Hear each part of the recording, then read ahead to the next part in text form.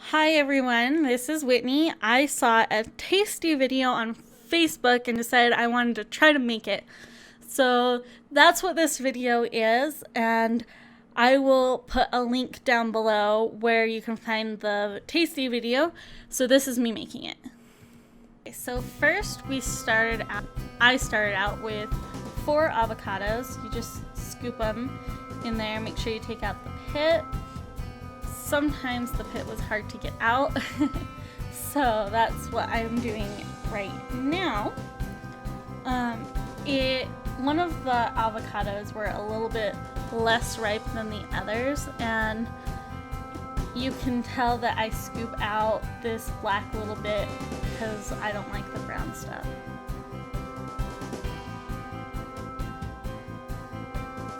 So then we have a tomato, and it called for only 2 avocados, and I did 4, so it called for half a tomato, so I did a full one. And as you can tell, I am not a chef by any means.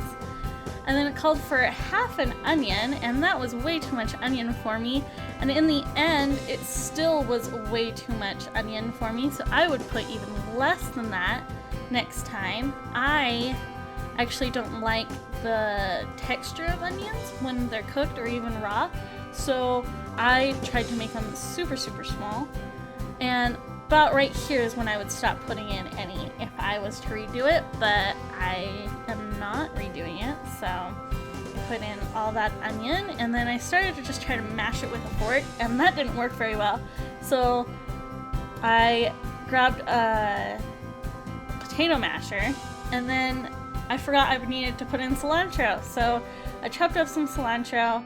And again, I am not by any means a chef, and it actually only called for 2 tablespoons, but I like cilantro.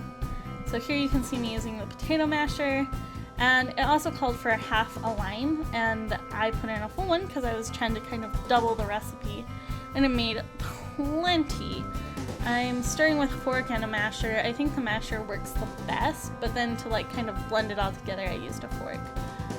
And don't try doing the knife trick at home. I almost cut myself. Hey, what? It's supposed to go clean. I know. Hey, clean, yeah.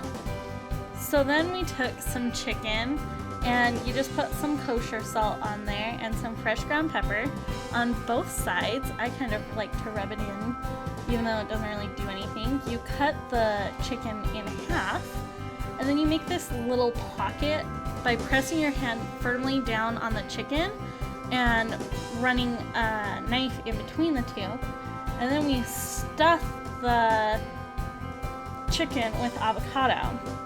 Right now you can see that I'm wrapping it in bacon, and us Americans love our bacon, so the recipe only called for 2 strips of bacon per chicken. I put 3 in, and I liked to make the pockets a little bigger and really stuff the avocado in there. And I still think I could have used more avocado, maybe just on top of it or something, because it was really good avocado mix. So here I am wrapping the bacon. Make sure you put both, like whenever you wrap it, make sure you put the ends on the same side so that they'll stick together easier. I have really big chicken breasts here, so don't be afraid to go at it. Also, I realized that this is a lot messier than what they show you, like, or make it seem like it's going to be. Like, it was messy. My hands were all goopy and gross, and I kept wanting to wash them. And I can play with chicken, and it's just fine, but it just got really gross.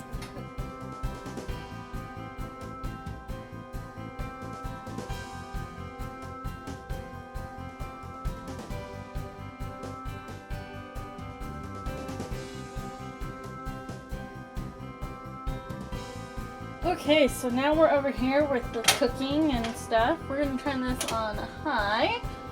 And I already put some of this oil in here. I'm gonna put a little more. Just need a little bit of oil, something to flip stuff with. And you wanna make sure you put your oven at 400 to be preheated. Mine takes a little bit longer than most, so I'm gonna just put it on. It can sit there on preheat, whatever. The next thing we're gonna do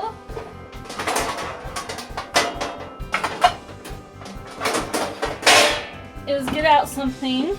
Oh, there's a little bit of crumbs in there. Must have been from some chicken nuggets or something, because I cook them all the time.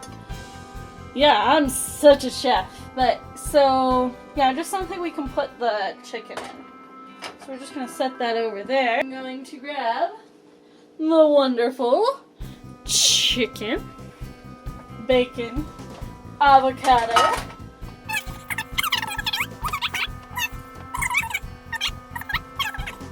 it's putting off some, so I'll just do this little one. It says to do this for 2 or 3 minutes. Ooh, hear that sizzle? I know that means that's a good thing. So, 2 or 3 minutes. I'm just gonna... So, I sped this part up by a lot because it took longer and I wanted the oven to preheat, so I just let it preheat, and I shouldn't have messed with it as much as I did, as well as I didn't need nearly as much oil as I was putting in there, but you know, I'm not a chef, so whatever. Also, in a little bit you'll see that I say that the chicken only needs to go into the oven for 10 minutes. That is not true whatsoever. I put it in there for 10 minutes and you'll just watch and see what happens. I would definitely go and put the chicken in for at least 30 minutes in the oven at 400 degrees. So let's just watch the rest.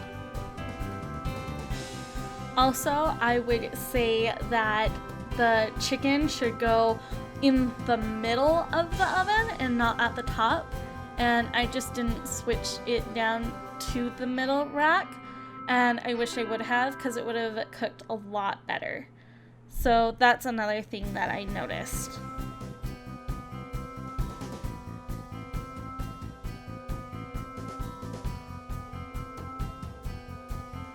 So here I am taking it out at 10 minutes, and it looks really good and it smells so good, but it wasn't done yet. And like, I was checking it and parts of it would be ready and parts of it wouldn't be, so I ended up cutting it in half, as you can see here, and just like seeing if it's cooked all the way, and as you can tell, it was not all the way cooked, which was horrible.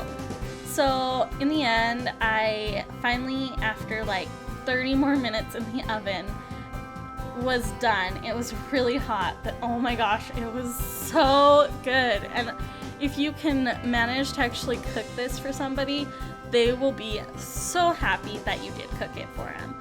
So thanks for watching. Like my video, subscribe to my channel, and I'll see you next time.